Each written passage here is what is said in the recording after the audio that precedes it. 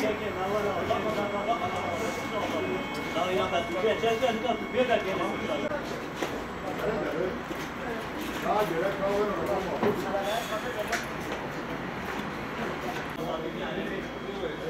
ortayı da yazalım. Yok. Şu orta.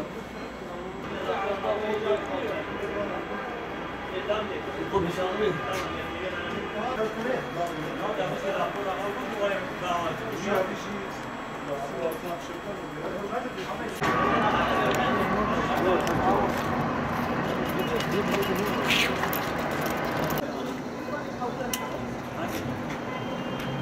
Bu Alman adı? He? Ya Alman mı? Ben yok. Gel.